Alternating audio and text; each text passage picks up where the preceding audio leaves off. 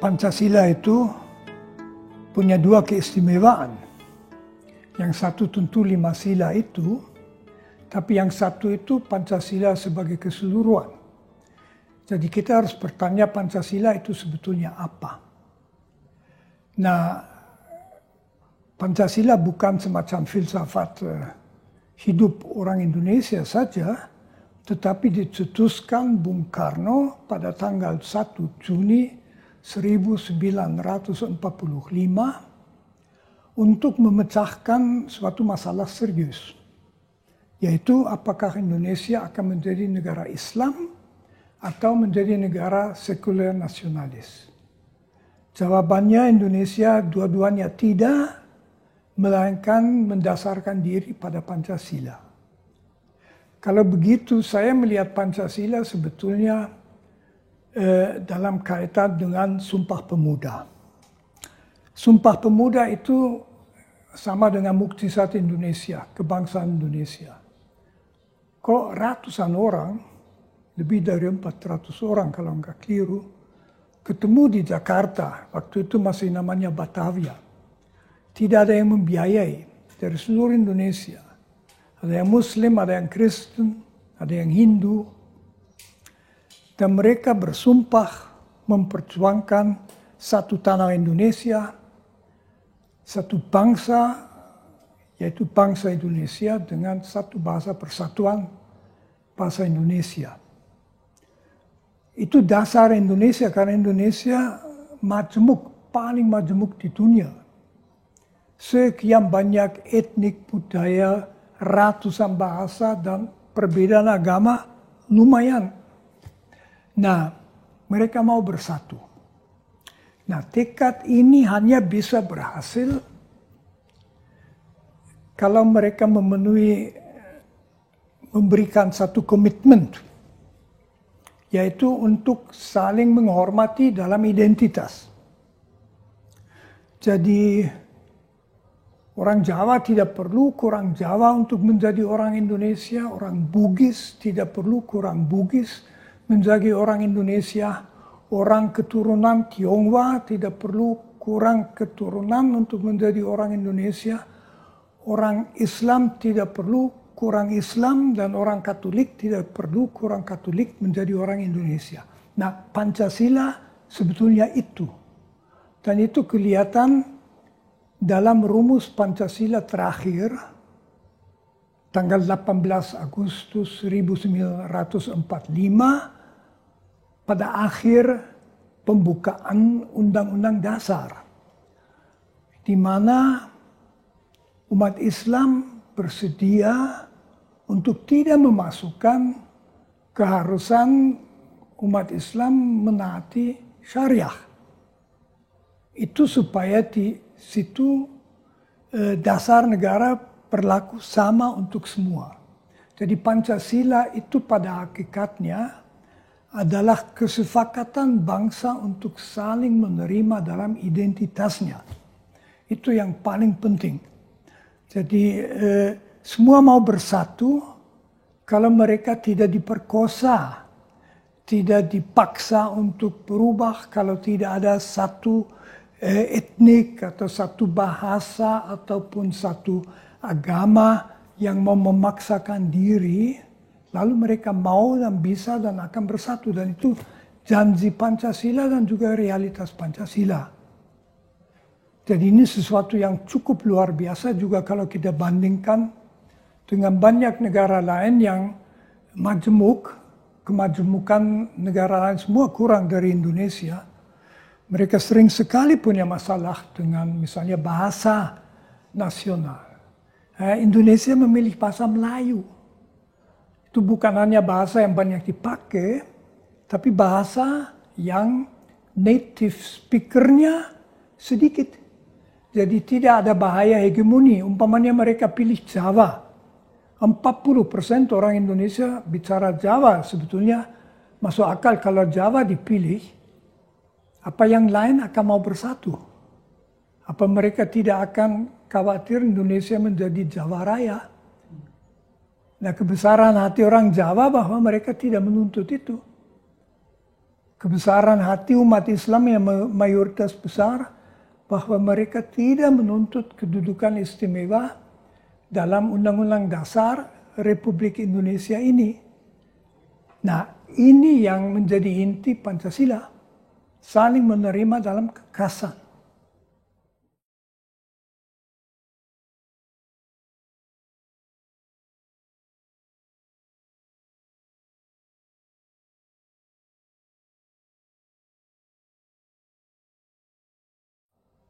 Mungkin saya melihatnya dulu dari sudut filsafat, karena ada sesuatu yang menarik kalau kita melihat 5 sila itu. Sejak 300 tahun yang lalu berkembang semacam etika masyarakat pasca tradisional. Jadi yang tidak lagi dari tradisi agama, budaya, dan sebagainya. Etika itu misalnya sudah mulai diperjuangkan oleh Revolusi Prancis. Etika ini mempunyai 2 prinsip paling dasar. Yang pertama adalah kebebasan beragama. Yang kedua adalah hak asasi manusia. Yang ketiga adalah demokrasi. Yang keempat adalah keadilan sosial. Sangat mencolok betapa itu dekat dengan sila pertama, kedua, keempat, dan kelima. Nah, sila ketiga, persatuan Indonesia itu lalu apa?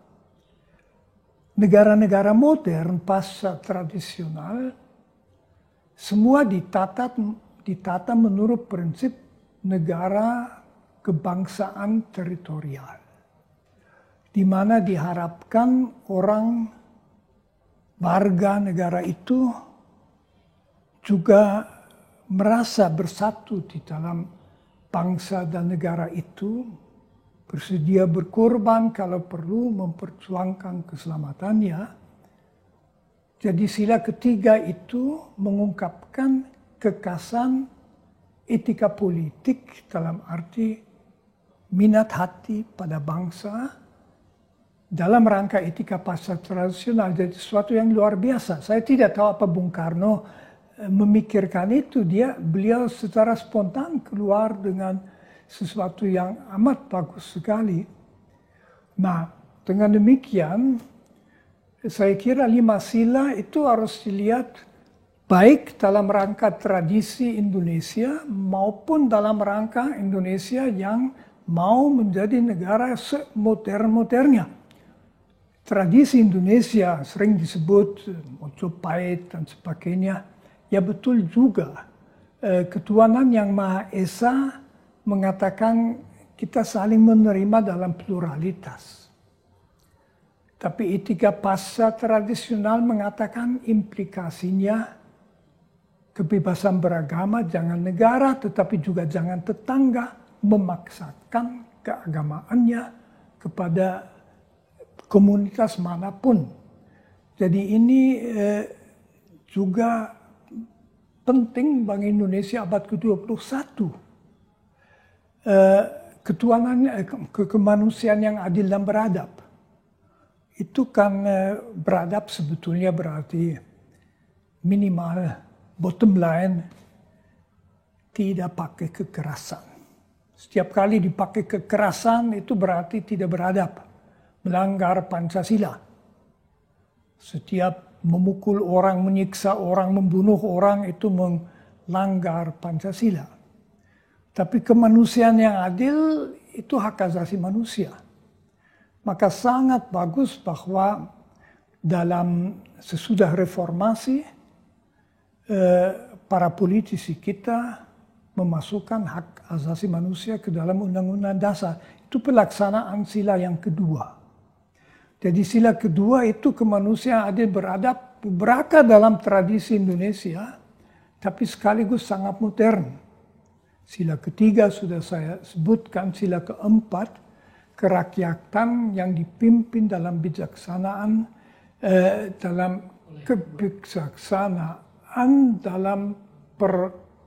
sekarang saya sendiri yang bingung, karena sila keempat adalah sila di mana orang selalu tidak lulus dalam ujian. karena begitu panjang menunjukkan masalah sekitar demokrasi. Demokrasi kita hanya punya sebentar sebelum tahun 1959 dan sesudah reformasi. Sekarang kita punya demokrasi, dan itu juga cocok dengan kerakyatan. Tidak ada kerakyatan yang feodalistik, yang dipimpin oleh kelompok tertentu, entah bersenjata, entah tidak. Keadilan sosial itu jelas. Semua sila sebelumnya juga tidak berguna kalau kita membiarkan sebagian bangsa itu dalam kemiskinan dan ketidaksejahteraan. Jadi bagus Pancasila itu.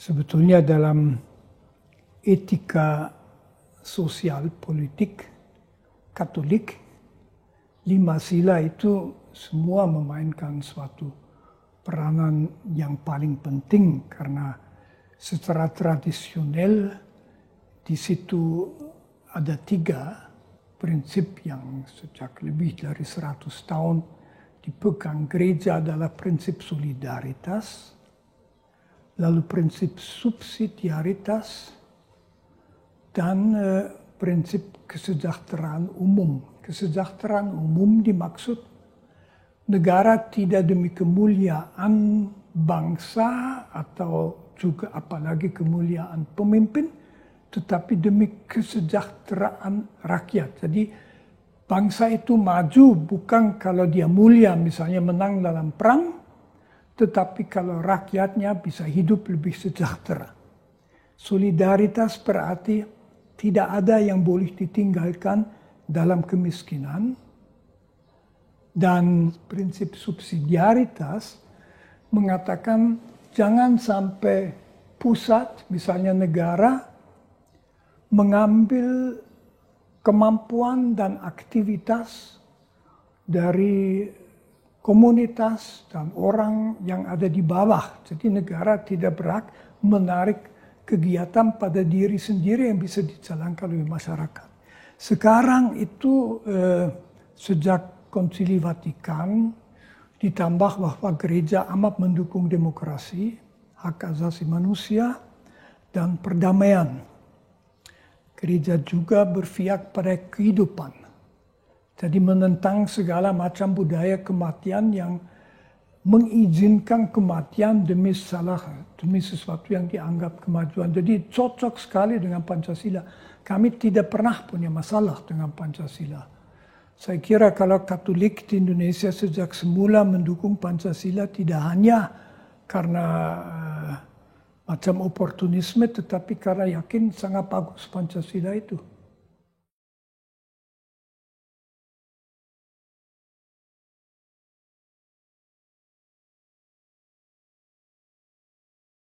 Kalau agamawan yang taat, dia memang bukan seorang relativis. Maksud saya, dia tidak akan mengatakan semua agama sama saja. Agama itu masalah selera orang. Saya kira bagi orang Kristiani, pasti juga bagi orang Islam, beragama itu bukan masalah selera. Melainkan kita beragama karena yakin bahwa Tuhan menghendakinya. Jadi dalam arti ini tentu kita maunya taat pada apa yang menurut agama kita dikehendaki oleh Tuhan. Di lain pihak, justru karena itu, keagamaan yang matang membuktikan diri dalam kemampuan untuk menghormati orang lain. Saya tidak bisa mengetahui apa yang diyakini orang lain. Apa dia orang Buddha, apa dia orang Muslim, mungkin orang yang sama sekali tidak beragama. Bukan hak saya untuk menilai itu. Tapi saya yakin ada yang tahu, itu Tuhan. maka kami serahkan kepada Tuhan. Di dalam Matius bab 7 ayat 1, Yesus mengatakan jangan menghakimi. Dalam bab 5 Yesus mengatakan jangan menyebut orang bodoh dan jangan menyebut orang tidak bertuhan. Bodoh maksudnya bukan bahwa dia nggak bisa hitung, tetapi bodoh mengenai Allah. Jadi kita ini jangan menilai orang lain. Yang menilai itu Tuhan. Maka dari itu toleransi berarti menghormati kedaulatan Tuhan terhadap hati nurani setiap orang. Dan karena itu kita kalau beragama benar justru kalau yakin mungkin tidak sependapat dengan agama lain. Dalam beberapa hal pasti berbeda, tetapi kita serahkan kepada Tuhan dan kita menghormati orang lain. Jadi dalam agama menghormati suara hati orang lain hakiki. Itu ajaran Konsili Vatikan kedua dalam Gereja Katolik.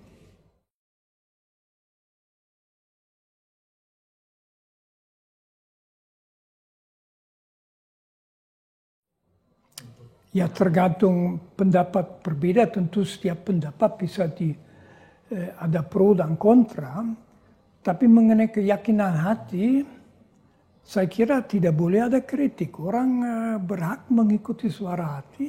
Paling-paling kita boleh menghimbau supaya orang jujur terhadap dirinya sendiri.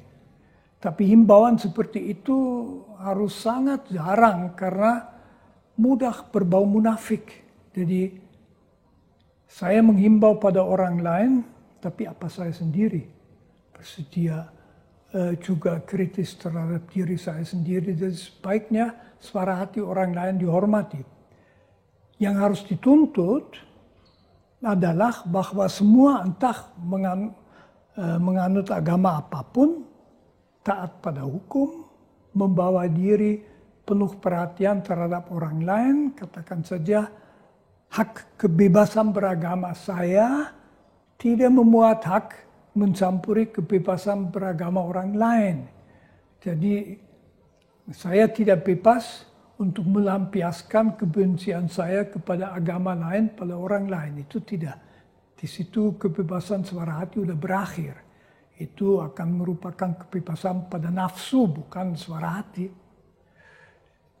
Kita tentu juga boleh kritis terhadap agama lain, asal saja juga kritis terhadap agama sendiri. Saya sebagai orang Kristiani dan Katolik tahu betul bahwa banyak sekali di dalam sejarah gereja Katolik malah memalukan.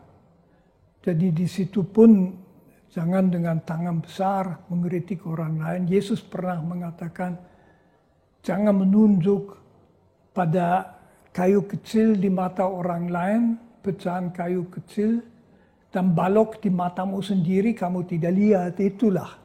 Bisa saja di dalam mata dia ada pecahan kayu kecil, tapi belum tentu urusan saya untuk menggugat itu, padahal di tempat saya masih ada prasangka kepicikan 3 kali lebih besar. Itulah. Jangan menghakimi, kata Yesus.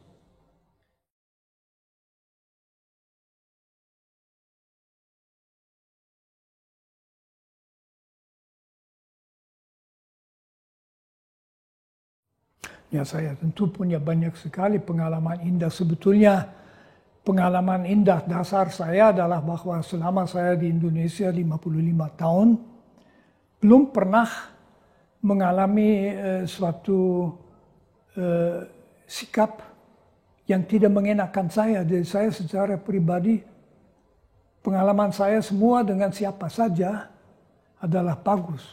Tentu di luar umat Katolik, yang paling banyak saya ketemu itu saudara-saudara Muslim.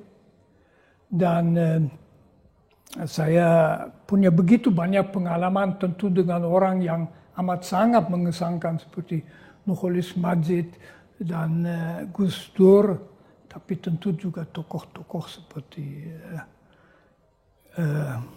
Buya Syafi'i Ma'arif, adiknya Gus Dur, dan banyak sekali teman yang juga terbuka mendukung. Tapi saya juga banyak ketemu dengan orang biasa, orang kecil. Saya ingat ketemu dengan seorang kiai di Sukorejo yang menceritakan saya mengenai macam-macam jenis jin. Di situ saya baru mendengar, saya tanya apa jin, ada juga yang Katolik menurut dia. Dia bilang ada Katolik, saya bilang wah ini baru, saya belum tahu itu. Orang selalu baik-baik. Jadi orang beragama lain, juga mereka yang mungkin punya keberatan terhadap agama saya selalu bagus-bagus. Saya diterima di pesantren, selalu baik.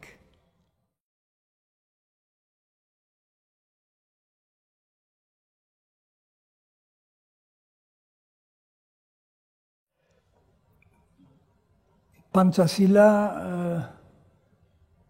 terancam kalau kita mereduksi kesetiaan saling menerima dalam jati diri masing-masing. Sebagai contoh ya, kita punya undang-undang tahun 56 mengenai penodaan agama. Dalam undang-undang itu 6 agama diakui. Dulu 5, sekarang 6. Dan undang-undang itu juga cukup efektif. Saya tidak ingat pernah mendengar juga dari pihak yang disebut garis keras atau radikal atau apapun mengatakan bahwa misalnya minoritas Kristiani tidak pada tempatnya di Indonesia atau bahwa tidak tepat mereka diberi kedudukan sama, itu tidak pernah. Jadi penerimaan pluralitas bangsa cukup berhasil. Tapi bagaimana dengan mereka yang tidak masuk dalam 6 agama itu? Itu serius. Mereka bisa apa yang disebut sekte. Kristiani dulu punya masalah dengan Saksi Yehova. Islam punya masalah dengan Ahmadiyah, dengan Syiah.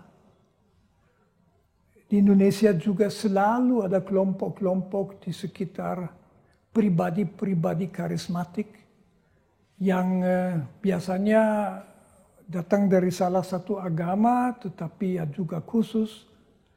Mereka itu semua terancam bukan hanya dikritik tetapi bisa diserang. Negara tidak memberikan dukungan. Misalnya saja kasus Gavatar permulaan tahun 2016 itu, kalau memang ada masalah terhadap Gavatar, ya itu harus ditangani dalam rangka hukum dan secara dialogal dan secara baik-baik.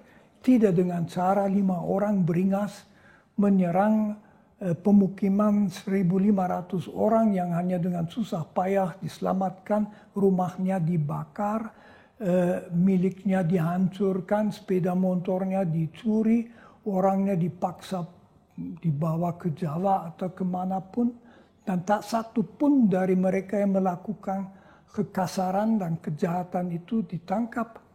Jadi itu masalah negara kita di situ. Kalau kelompok-kelompok seperti itu bebas untuk diperlakukan tidak manusiawi, akan menjadi kebiasaan bahwa asal masa beringas apapun boleh dilakukan. Jadi di situ Pancasila betul-betul diabaikan, dan kalau dibiarkan ya akan terancam, kita akan masuk ke dalam kediktatoran mayoritas yang sebetulnya bukan mayoritas tetapi dikendalikan oleh suatu minoritas lewat hasutan, hate speeches, jadi omongan penuh kebencian yang menghasut. Di situ negara harus tegas. Jadi Pancasila tidak mengizinkan kita untuk memilih mana yang kita akui sebagai kesadaran keagamaan benar dan tidak, itu masalah Tuhan. Ya. Bahwa kita mungkin kalau suatu ajaran agak aneh, tidak memberikan dia segala kebebasan sama dengan yang lain-lain, saya masih bisa mengerti. Tapi mereka harus dilindungi, dan akhirnya Tuhan akan memutuskan bagaimana bersikap terhadap mereka.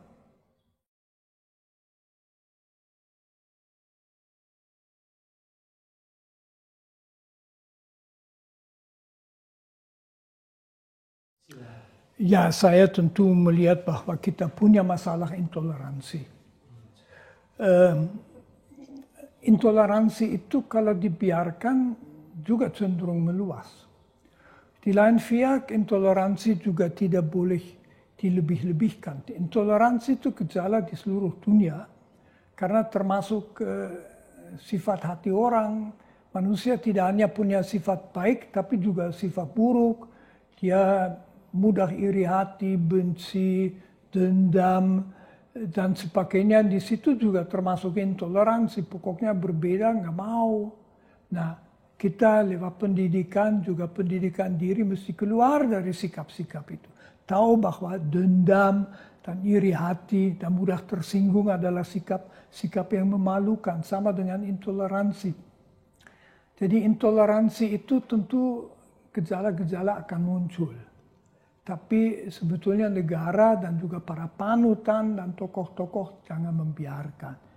Tidak perlu terlalu mengkhawatirkan kalau juga dari kelompok agama lain mempunyai rumah ibadat, terutama kalau rumah itu sederhana dan sesuai dengan situasinya.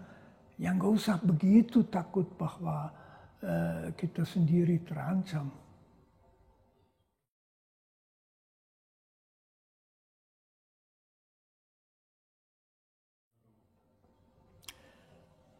Generasi muda mestinya melihat Indonesia sebagai proyek yang mengasihkan. Jadi Pancasila harus dihubungkan memang tidak hanya dengan Pancasila itu sendiri, tetapi sebagai sikap orang Indonesia untuk bersatu. Jadi kelanjutan Sumpah Pemuda. Sumpah Pemuda adalah tanda luar biasa betapa orang muda itu bersemangat. Kita juga harus ingat bahwa dulu kebangkitan agama-agama, terutama kebangkitan agama Islam dan abad yang lalu, menjadi bagian dari kebangkitan nasional bangsa. Jadi tidak terpisah itu. Menjadi bagian pendorong, didorong. Nah, sekarang tentu tantangan banyak sekali, berbeda dengan globalisasi, dengan konsumerisme, dengan kapitalisme yang mensugestikan orang dinilai dari apa yang dia bisa beli dan sebagainya. Itu semua mengancam Pancasila. Nah, orang muda kalau dia yakin mengenai Indonesia, kalau dia juga mengalami bahwa persahabatan dengan sesama bangsa juga lintas agama merupakan suatu nilai yang mengasihkan, dia akan Pancasilais. Jadi harus ada pengalaman positif terhadap Indonesia. Itu juga pentingnya terus terang saja mengenai kepemimpinan Indonesia, pemerintah, bahkan presiden. Beliau itu bertanggung jawab untuk membuat orang Indonesia bangga bahwa dia orang Indonesia. Kalau Romo sendiri, mengapa Romo bangga menjadi Indonesia? Saya masuk Indonesia dulu 55 tahun yang lalu atas permintaan saya sendiri untuk membantu gereja Indonesia. Saya segera semangat, tidak hanya dengan gereja Indonesia, saya masuk Indonesia lewat pintu Jawa. Saya belajar bahasa Jawa sebelum belajar bahasa Indonesia. Kemudian juga studi budaya Jawa. Saya selalu sampai hari ini, sejak hari pertama hidup bersama dengan orang Jawa, saya sangat terkesan. Kemudian saya juga berkenalan dengan banyak orang Indonesia yang tidak Jawa, yang juga berkesan. Saya ikut mengalami hal-hal yang ikut menentukan identitas yang juga katakan saja secara emosional mendalam, baik dalam dimensi politis maupun dalam dimensi keagamaan. Otomatis tumbuh identifikasi, lalu saya jadi warga negara Indonesia dan saya tidak pernah menyesal dan sekarang juga tidak bisa membayangkan. Misalnya kembali ke Jerman, saya tidak bisa bayangkan itu. Tidak bisa bahagia lagi saya kira.